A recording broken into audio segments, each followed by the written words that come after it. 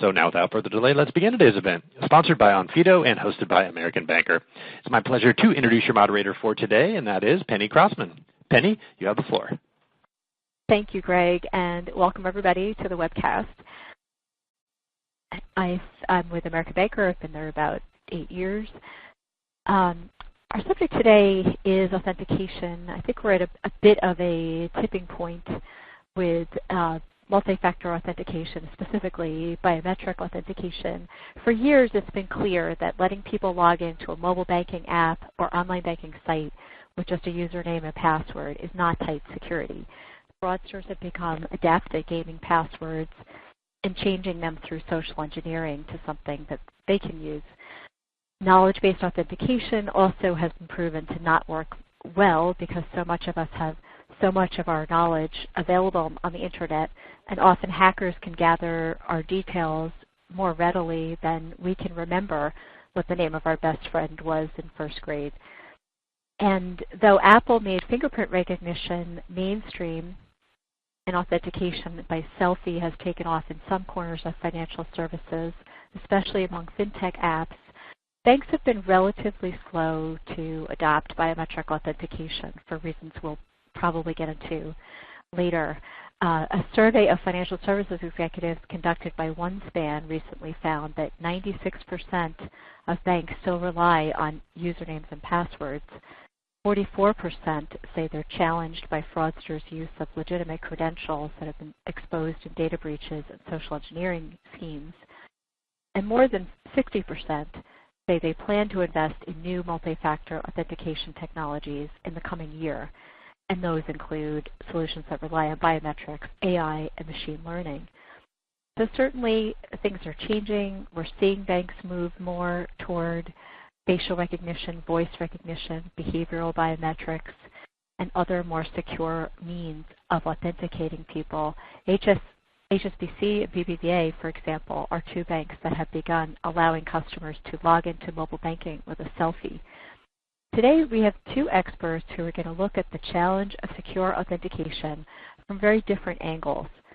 We have Dr. James Wayman, who is a professor at San Jose State University. He has been studying and teaching biometric authentication topics for years.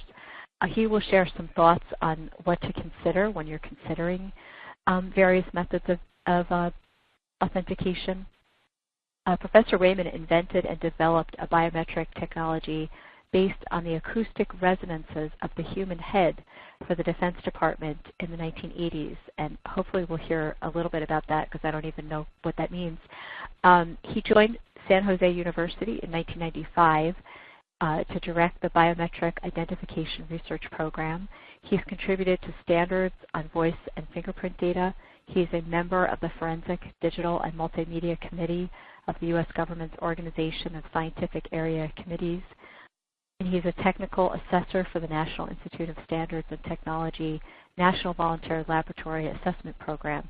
He holds 4 patents in speech processing, is an IEEE Distinguished Lecturer, and is an honorary professor at the University of Kent in Canterbury, England. And we have Dean Anderson, who is head of Enterprise Customer Authentication and Protection at TD Bank. He's going to share some of the things his bank is doing with biometric authentication. TD does use voice recognition in its call centers, and it's been building an omni-channel authentication, an array of authentication methods for its omni-channel for a couple of years at least. Dean leads a team that develops, executes, and manages a strategy and a plan for customer-facing authentication and protection across the bank. They're creating a consistent set of shared capabilities and customer experience that protects the bank and customers alike.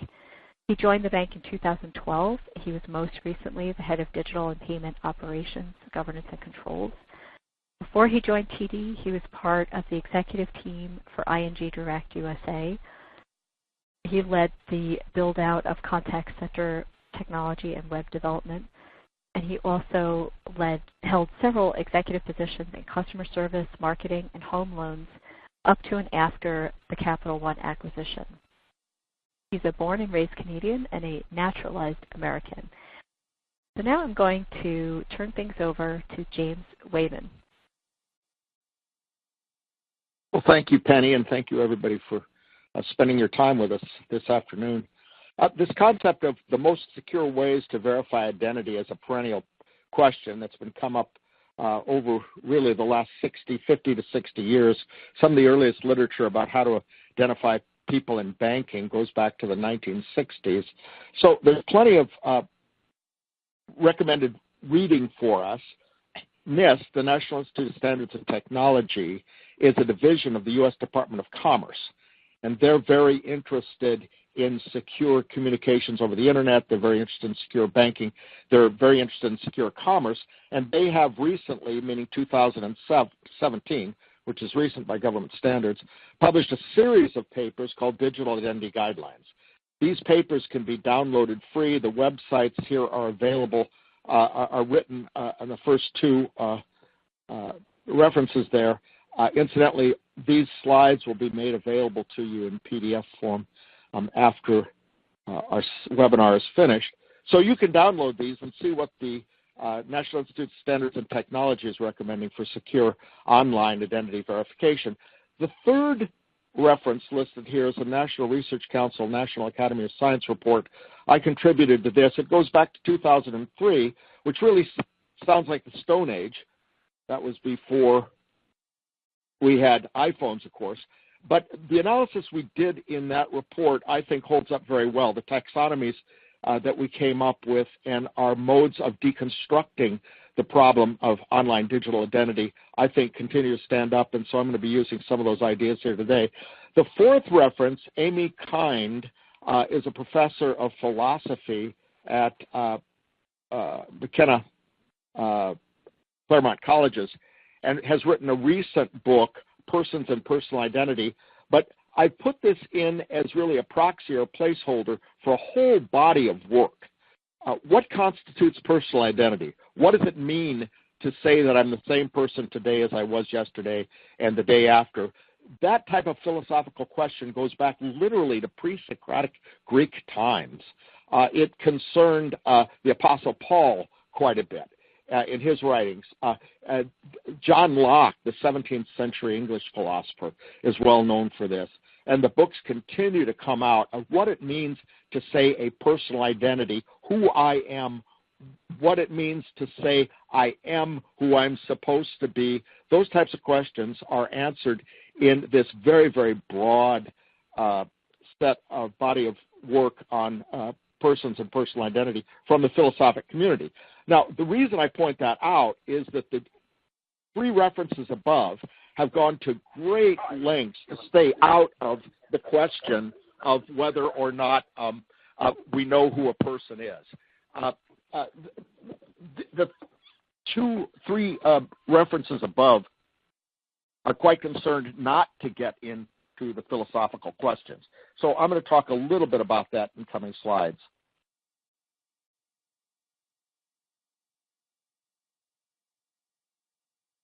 I may have to reboot here. All right, so I think everyone can see the limiting assumption slides here. It's really important to point out that in everything I'm talking about today, there are some implicit assumptions that have to be observed. And one of them here is that an organization holds identifiers on entities who want to be securely recognized. That is, have their identities verified. And secondly, that both organizations and entities have assets at risk. So an example here of the kind of identity verification that I'm going to be talking about in these slides is an example of a bank having identifiers on customers who want access to their own money. So both the bank and the customers have access, have an interest in secure transactions. Interestingly enough, some of the most intriguing applications of identity verification don't comply with those assumptions. For instance, if a casino wants to identify card sheets or super players, we can't talk about identity verification in the same way as we talk about identity verification when the two above assumptions are met. Or the Department of Homeland Security wants to securely identify known terrorists at ports of entry. Again, the methodologies that we're going to talk about today don't apply to those particular applications. All right. So if we were working in a rational world, here is a framework for moving forward to trying to decide the most secure ways of verifying identity.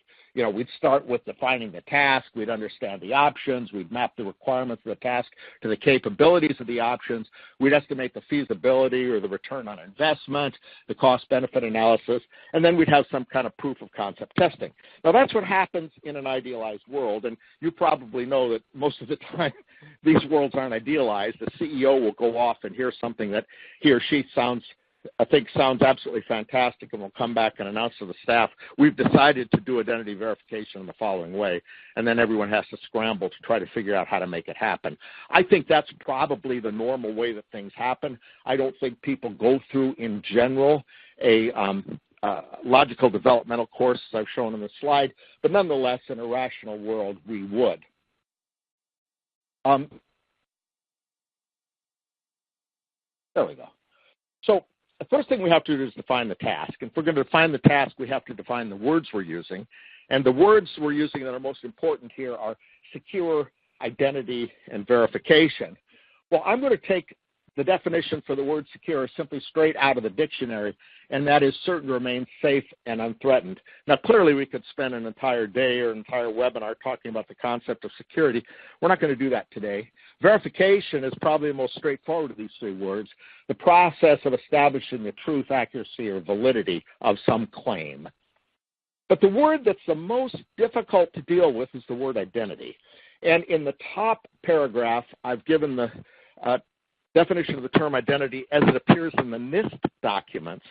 And in the second paragraph there, I've given the definition of identity as it appears in the National Research Council document, which I like, prejudice, of course, a little bit better. But let me point out in the first paragraph, the one that comes directly from the NIST document on secure identity, accessing a digital service may not mean that the subject's real-life identity is known. That's something very, very important to remember. We are not interested in determining who you really are. We can't do that. That's a metaphysical question. Am I the person I'm supposed to be? That's a metaphysical question. Who am I really? Again, a metaphysical question that not even the philosophical community wants to take on. So when we talk about online identity verification, we cannot talk about who I really am or who I really should be. That's outside the scope of anything we can do. We've got to be far more pragmatic and develop what I could call a constructive method of identity. We have to be able to establish for people's identity. So in this next paragraph below, it's a direct quote from the National Research Council paper, and it says the following: the identity of X is the set of information about an individual X that is associated with the individual in a particular identity system Y. An identity is not the same as identifier, so Joseph K. is an identifier, but Joseph K. is a person, right? It is not always easy to determine which individual identifier refers to. And one of the findings of this National Research Council report was that most individuals maintain multiple identities as social and economic actors in society. So it's absolutely clear to me that I have different identities. I have a different identity in every bank account I have in some sense. If identity is a list of attributes held by the bank, and I have accounts at different banks, then those two banks have different attributes for me, and they know me as different identities in the sense of having an identity record on me. So I put together this graphic here of the general problem of secure identity verification. So Y is an organization that wants to verify with minimum risk of mistake that an agent X at the far left box there is authorized to make transactions that alter organization Y's records relating to the entity X prime at the far right. And so by saying that agent X is allowed to alter records associated with entity X prime, we sometimes loosely say they share an identity. But it doesn't necessarily mean that they are the same person. For instance, in my banking records, I share an account with my wife, and both myself and my wife are authorized to make transactions under that entity X. So even in the case of personal banking, there's not a one-to-one correspondent between the agent and the entity. It's just that both my wife and I are authorized to act on behalf of the entity and to make transactions that will allow Y to alter a record held on that entity by us. Now, additionally, there's kind of a asymmetric feedback here. I also want to make sure that the transaction, that the organization I'm working with to create the transaction is authorized to do that transaction. In other words, I want to make sure that I really am logging onto my bank's website when I think I'm logging onto my bank's website to make a transfer of funds. So it's kind of a two-way sense of verification here. They want to verify me as a person that's authorized to act on behalf of entity X prime, and I want to verify the organization as the organization that I think I'm dealing with. So again, I want to emphasize these limiting assumptions that the agent wants to be recognized, and both the organization X and the organization Y and the entity X prime have assets at risk. That's absolutely assumed here. If that is assumed, then we can go to this 50-year-old model. And this model was put forward not in this final form, but in a really nascent form by IBM in a 1970 paper. And the model says that we have three ways of recognizing people, provided that those limiting assumptions hold. We can recognize people based on what they have, for instance, a bank card, what they know, for instance, a PIN or a password, or what they are, meaning their biometrics, perhaps a fingerprint or perhaps a selfie, something like that. A better early reference to this was a 1972 article in the IEEE Spectrum, which really placed those words around the earlier ideas that were put forward in 1970 by IBM. But the concept of putting these three terms inside a Venn diagram with circles that can overlap really owes to Ben Miller, some work that Ben did in 1984 roughly, that says, well, it's not what you have or what you know or what you are, but we can combine these. We can have what you have and what you know.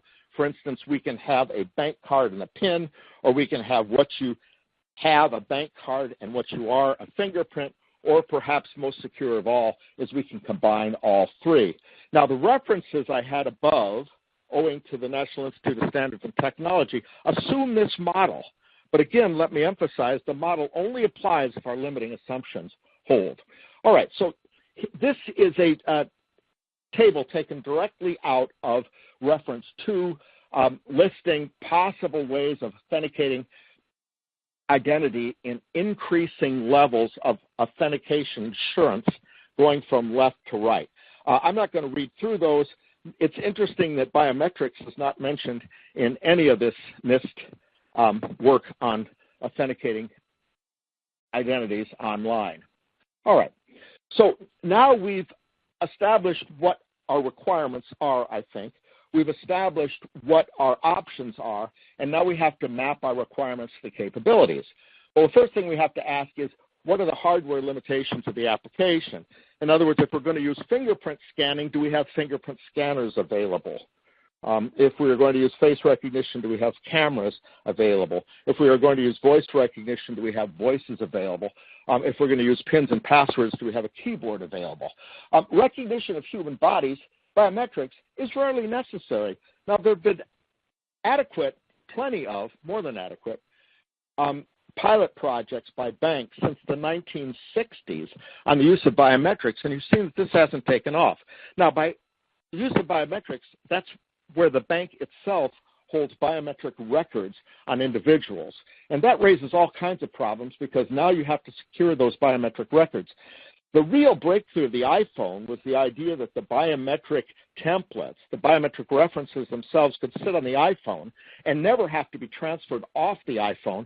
And the iPhone is held very securely by the person whose biometrics are represented in the template, meaning then the bank doesn't have to take any responsibility for protecting the security of the biometrics. there's no risk in transmission of the biometrics, so the biometrics will be intercepted. And so the wonderful thing about the iPhone application of biometrics is it's held entirely on the phone. And so that gives us lots of options. I have options as to how I log onto my iPhone. I choose not to use the fingerprint scanner. I simply use a PIN and a passcode. That allows the consumer great control over how they choose to authenticate to the phone. And then the bank or the agency, the organization interested in online verification can simply authenticate that the phone has authenticated the user without having to handle any of the highly sensitive biometric information. There are privacy concerns that may restrict socially identifying information, for instance, social security numbers. Sometimes banks will ask for the last 4 digits of a social security number. Sometimes they even ask for my mother's maiden name. There are privacy implications to asking for both of those things. A lot of interesting work was done about 15 years ago at Stanford University on how to identify people from supposedly non-identifying information, such as the last 4 digits of their social security number or their zip code, for example. It's surprising how little information is really needed to uniquely identify most people.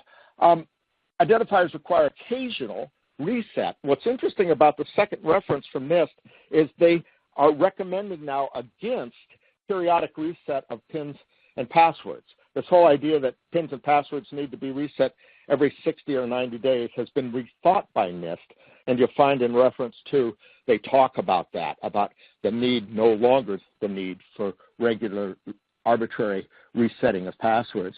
And the fifth point here is that identification may only occasionally be required to support non-repudiation.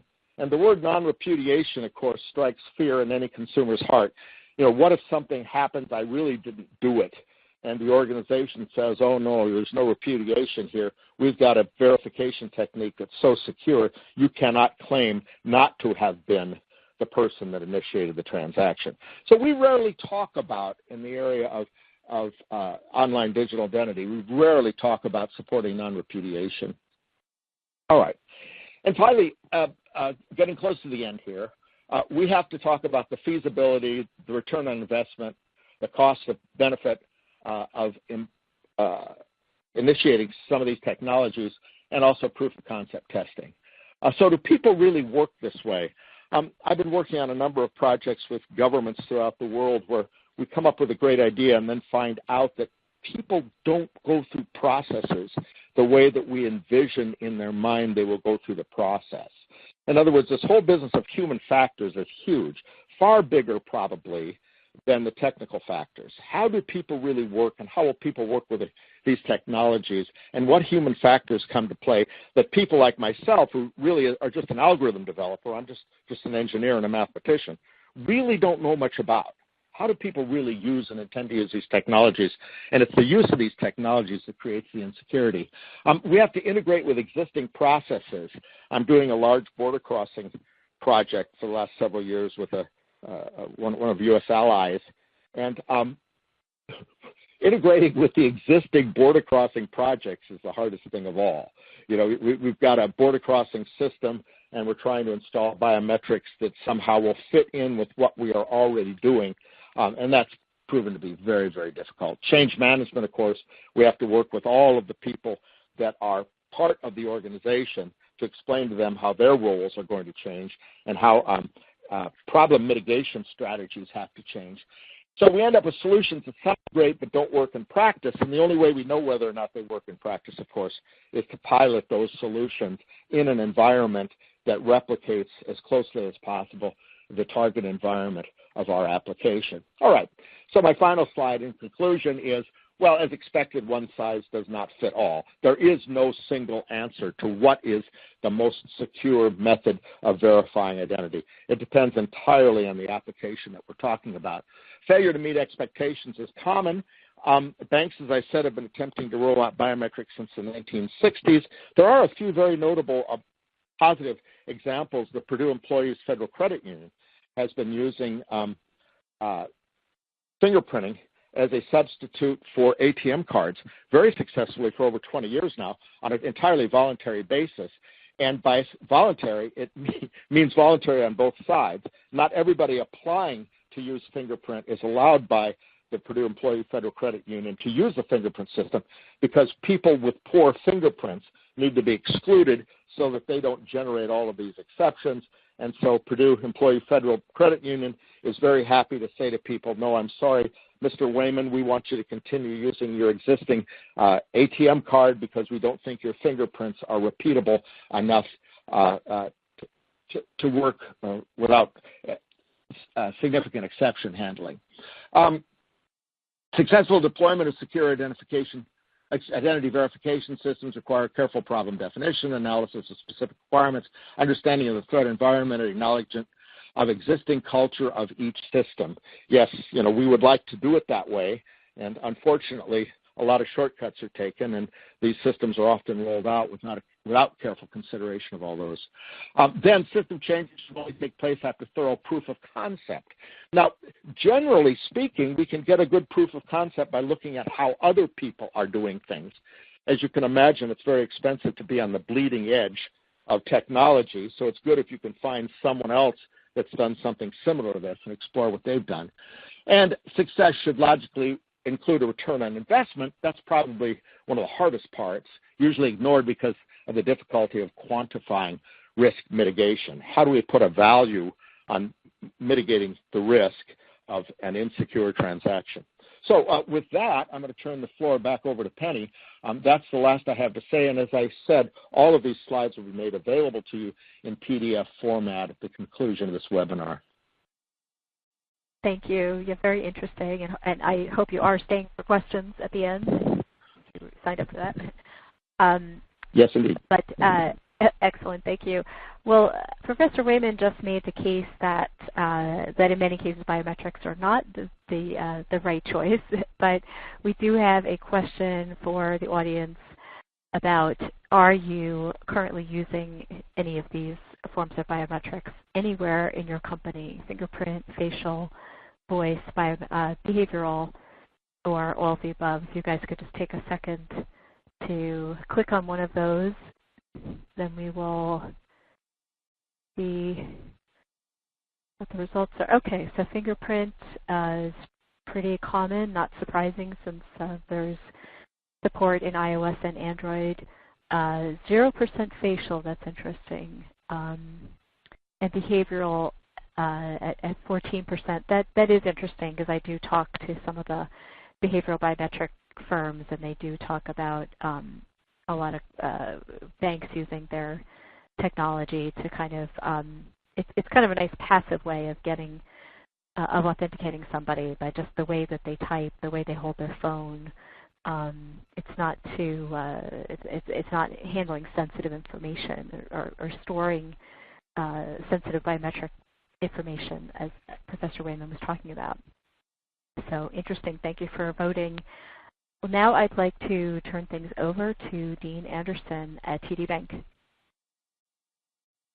Thanks, Penny, and thanks, James. That was a great kind of insight into the long history and research that I didn't even know existed around authentication. So thanks for that. That was very interesting. It sounds like everything you're doing is pretty interesting as well. So hello, everyone. Again, just to refresh folks' memory, I'm Dean Anderson, and I head up the customer authentication and protection practice at TD Bank.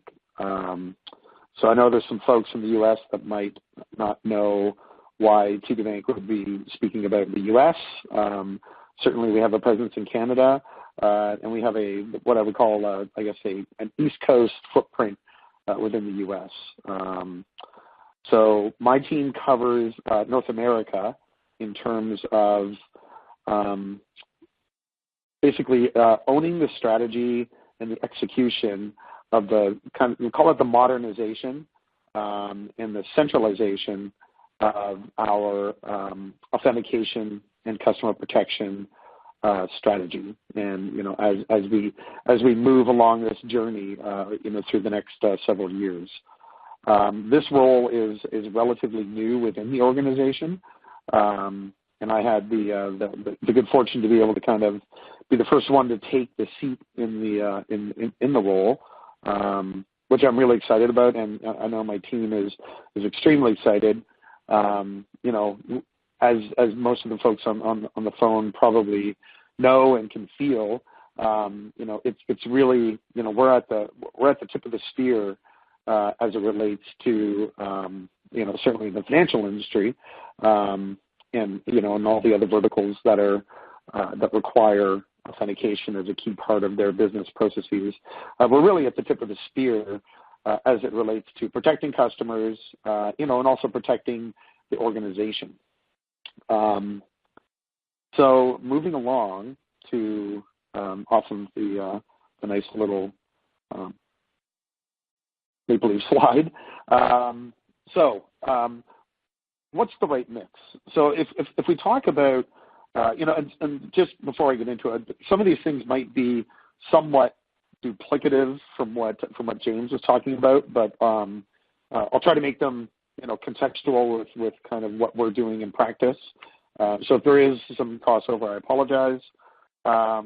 So what's the right mix? And I thought I'd kind of frame the conversation around where have we come, on the evolution spectrum, whether it relates to a financial institution, healthcare, retail, you name it, right?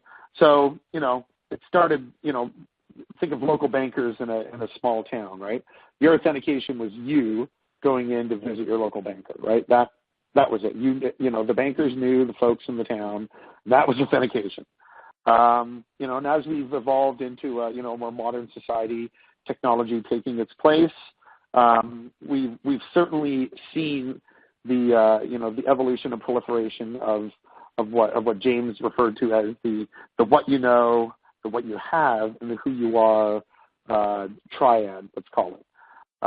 So the what you know was, obviously, the first piece to come along. So passwords, usernames, PINs, challenge questions, passphrases, even the concept of knowledge-based questions, which I'm sure most of the banking community in this call knows that there's an extreme need to eliminate the use of knowledge-based questions simply because I think the underlying assumption that we use at TD is that any of a customer's information is out there for fraudster wants to get it, which is a scary proposition. But when you think about the capabilities of fraudsters and the technology and tool sets that they have, and the fact that they're unencumbered by regulatory processes or project committees and steering committees and socialization of technology and sourcing and having to go through RFPs and whatnot, they're just capable of getting ahead of us faster than we can almost keep up. So the what you know from our philosophy is something that is slowly going away, right? What you have, that's obviously your devices, right? And the information associated with their devices. And then the who you are is obviously, physically who you are from a biometric standpoint. And you can really combine, when James talked about the Venn diagram, as we move further into the future, the way we're seeing it is that it's really the what you have and the who you are that are really combining to drive the future of authentication, certainly within financial services. So what's the right mix, right? You can see that there's, on this slide that I provided, it's something you have along with something you are and or something you know leads to verified, right? So the point I'm trying to make is something you know is starting to take a lesser state of importance than something you are and the something you have, right? If not anything, simply because that's harder for a fraudster to replicate, right? A fraudster can go and get all of your information on the dark web, and, if they had the wherewithal and the funding to do so. And we know there's state actors involved in doing a lot of these things, and a mix of state actors and just miscreants and criminals as well. So what's the right mix? I think the concept that we're approaching within TD certainly is to have a rich ecosystem. I think James said it, and I can't remember exactly how he said it, but there's no one solution and there's no silver or magic bullet, right? You need to have a rich and robust ecosystem of authenticators that you can deploy at different stages of the customer interaction as it flows through the journey. And I'll get into that in a short moment. If we look at where we're focusing a lot of our energy from what you have, obviously it's on the mobile device, okay? We are looking at the mobile device in the hands of our customers as being the element that drives our strategy forward, at least for the next several years, right?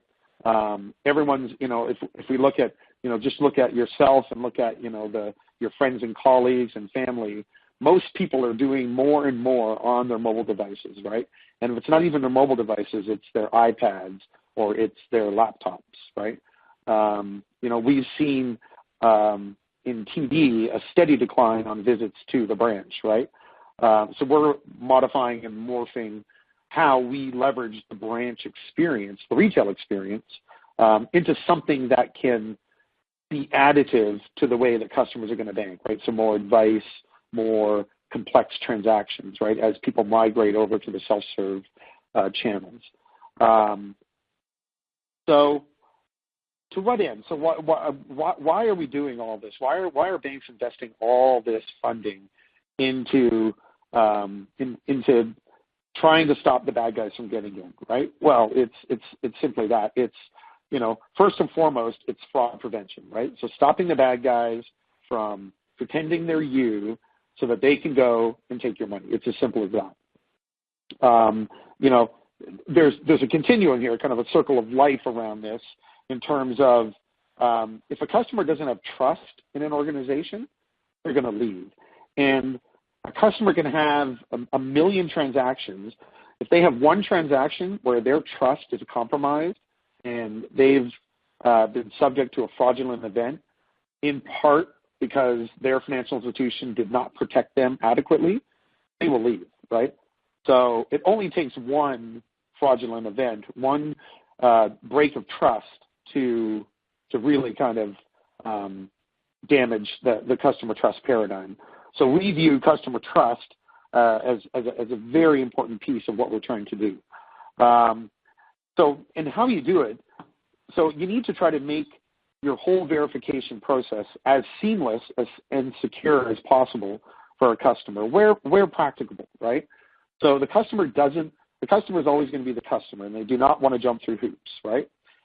So if you can do things that are keying on the who you are and the what you know, or the who you are and the what you have, that are in the background and the customer doesn't even know, these are things that are going to help your organization validate that Dean Anderson is truly the person that's coming in and representing Dean Anderson, right?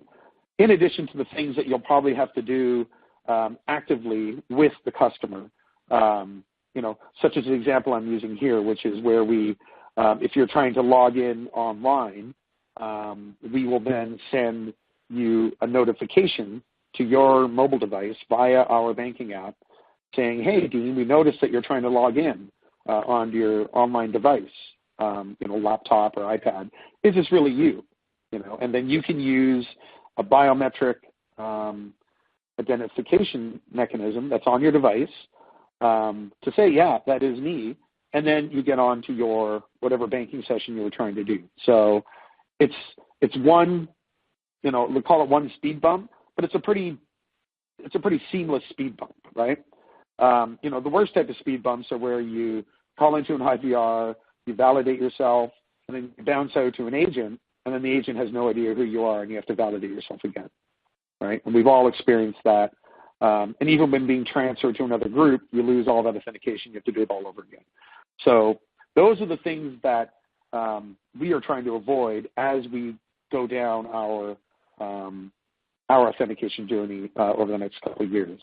And then by using the mobile device, you're able to leverage that into a number of different customer journey situations that I have kind of mapped out down below there that I'll get into more detail in a moment. But this kind of speaks to where we're coming, where we're headed to as our kind of, let's call it our nirvana state that we'd like to be in. So if we ask ourselves, all right, so that's what TD is doing, but what is best in class as it relates to a mobile device, and who's doing it, and what are they doing?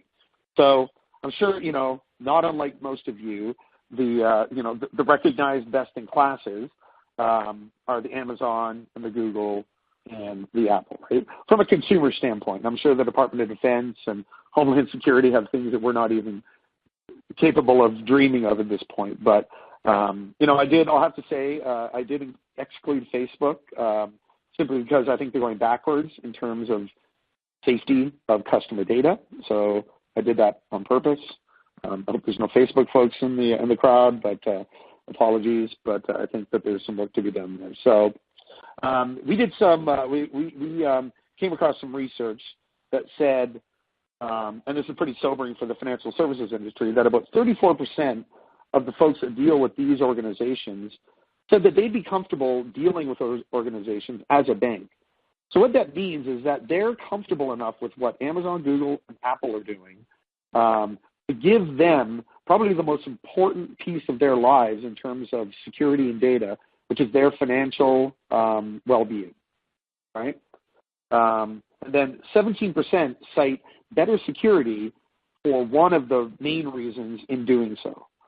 So as a person that runs the customer authentication practice at TD Bank Group, that makes me stand up and say, well, we should be looking at what these organizations are doing, right? These are best-in-class organizations. So you can see on Amazon, they're basically offering two-step verification, passcodes sent via SMS, and as a side note, SMS is starting to be compromised, not en masse yet, but by SIM swap and phone porting. But a topic probably for another session. But and then voice, as well as a QR code for an authenticator app that Amazon also has.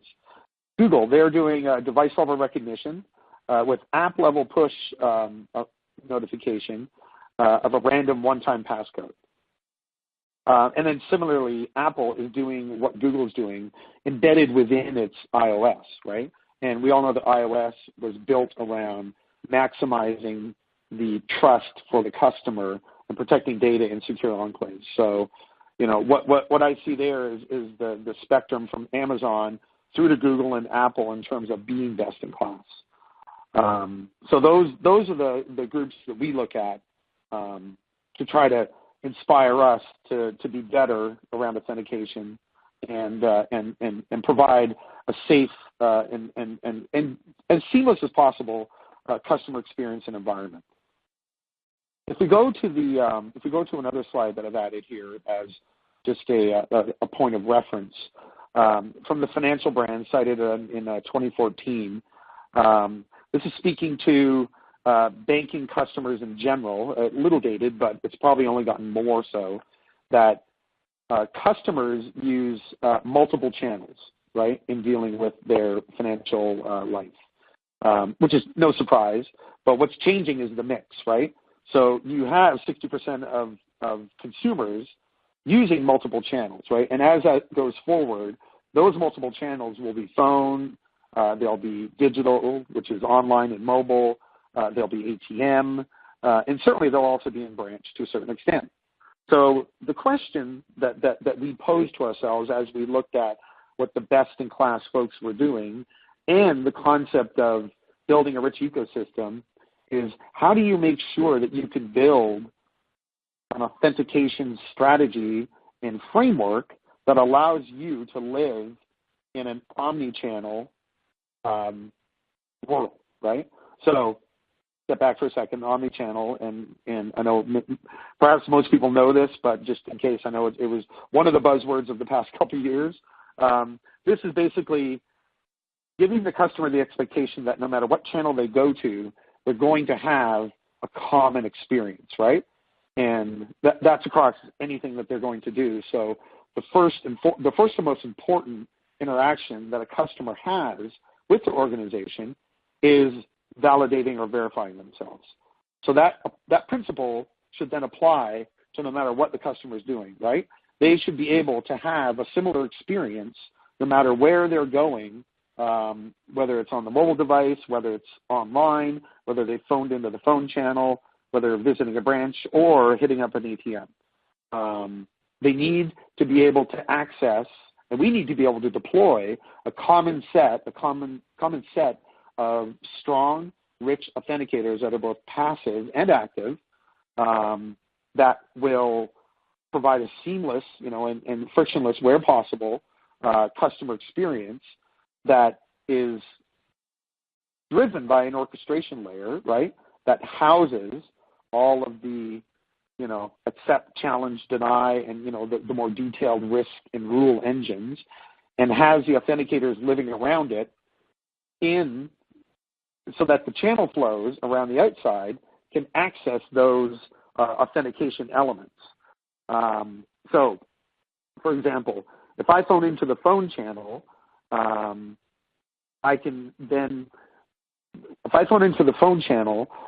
there are behavioral analytics solutions that are specific to phone channel that we can deploy, trying to understand the voice, trying to understand the background of where we're coming from. So an example of this is the Nuance Security Suite or the Pin Drop Security Suite. Similarly, if I'm using my device, there are tool sets out there that will detect what I'm doing on the device and all the characteristics of the device, such as threat metrics. And then when I eventually get in and speaking to either a person in the phone channel, you can use software to recognize and analyze the customer's voice pattern. And you can make a decision there to make that your primary authentication, or do a step up to a different type of authentication that may be within your ecosystem, such as a push notification to a mobile device or some other tool set that may be happening in the background from a passive standpoint.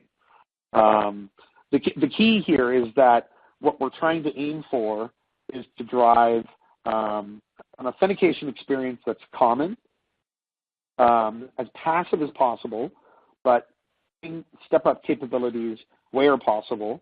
And, I guess the true goal would be to have, one single authentication action happen within one customer journey so that the customer authenticates themselves once.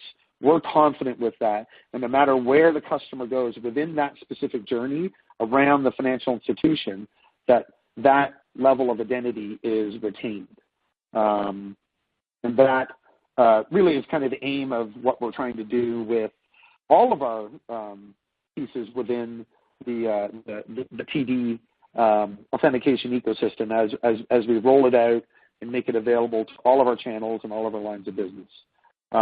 Before I end, I will touch on kind of, I guess, what we think of as what is going to become the gold standard of authentication, which is what's known today as digital identity.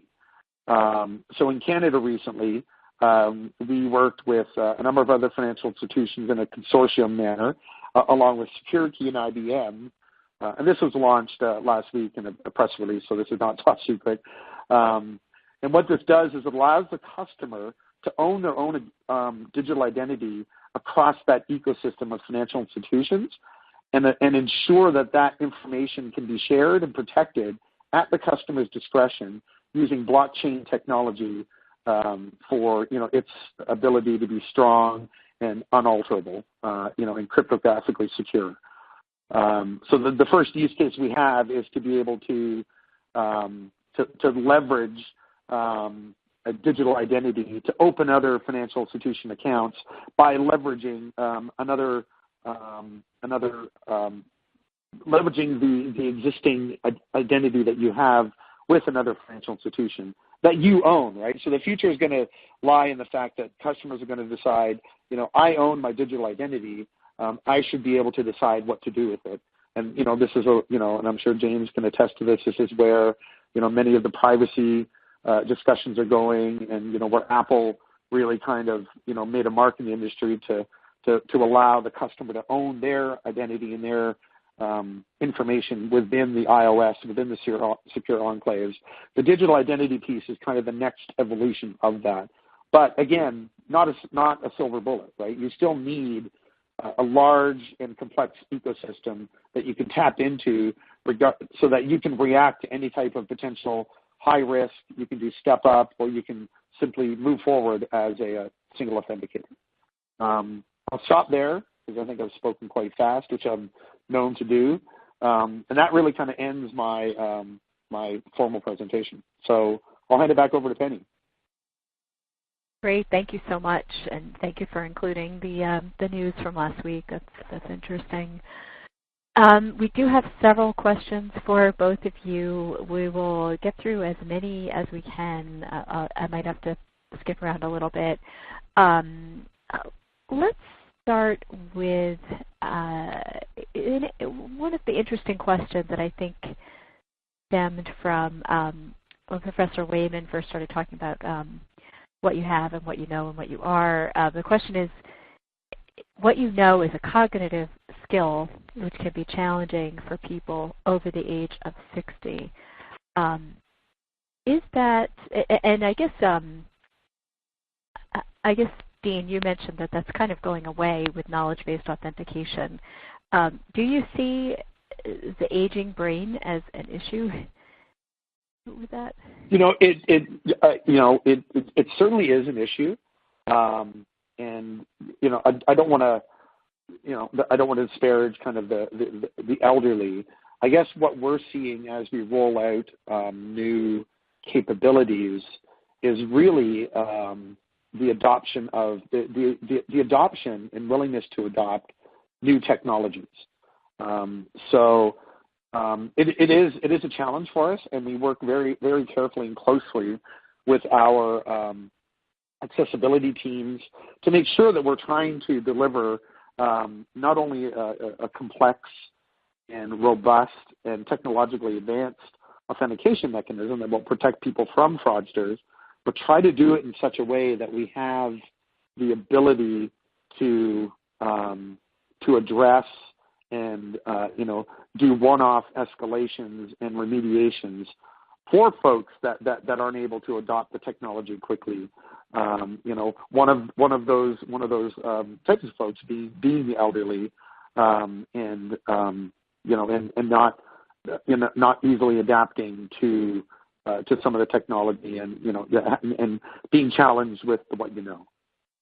I hope that answers the question. I think so. Penny, could I respond to that question just a bit? Of course. Of course. What's interesting is that all of these authentication technologies seem to be more difficult for the elderly. Fingerprinting is particularly difficult for the elderly, and I mentioned the Purdue Employees Federal Credit Union maintains the right to say, no, we don't want you to go to fingerprinting. There's an interesting dynamic because we know very clearly now that fingerprints degrade as people get older. Particularly people over 55 have increasing difficulty in giving fingerprints. It is said that the layer of subcutaneous fat becomes thinner, and therefore the fingerprint ridges themselves become thinner. In the early days of testing biometric devices, we always tested fingerprint scanners on college students, and these scanners did wonderfully, almost zero errors, and we couldn't understand then why when we fielded these systems, we didn't get zero errors, but significantly more than that. One of the issues turns out to be the age distribution. Fingerprints work beautifully on college students, not so good on people over 55, and it's the people over 55 with any banking institution that have the money. The college students don't have any money in the bank. People over 55 have the money in the bank, and that's one of the reasons why places like Purdue Employee Federal Credit Union have always maintained the right to tell customers, no, I'm sorry, we really don't want you to be using our fingerprint system. So it's not only cognitive issues like PINs and passwords, biometrics as well are impacted and don't work nearly as well for the elderly. That's an interesting point. I remember I knew a waiter once who had no fingerprints from just handling hot plates for so long. His fingerprints had just sort of worn off. So yes, it's not obviously not infallible. Then we have an interesting question about well, it's a question for Dean. How will your organization support customers that choose to use aggregation sites to pull their content to a single location for analysis of their financial status or for keeping a handy backup of all their content? Of course, it's complicated. This is a very hot topic within the banking community, and I know that some banks here in the U.S. that I won't name, but they're one of the large ones. They've taken a very hard stand and said, we will not let aggregation sites come and get your information for you. Now, that's not the norm. I know that within TD, we are working with a number of aggregators that we consider reputable and that we consider as having, the customer trust as one of their, primary motivators.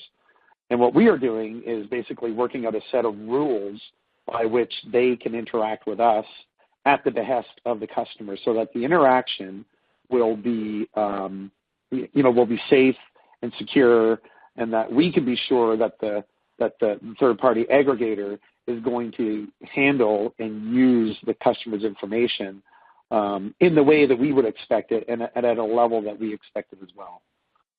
So there will be aggregators that we simply won't do business with because, we'll do some due diligence of them and decide that that's, not an organization that we will not want to do with. And I think that is more the trend in most progressive financial institutions that do understand that customers do want to use aggregators, as they are, a very handy tool, especially if you have a complicated financial, life that you're managing.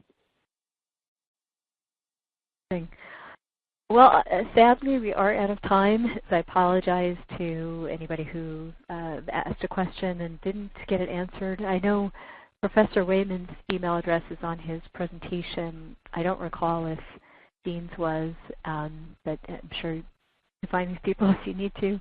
But on behalf of American Banker, the host of this presentation, and on behalf of Onfido, the sponsor, I'd like to thank our speakers, James Wayman and Dean Anderson. And I would like to thank all of you for coming, and I hope you found this helpful. And I hope you have a great day.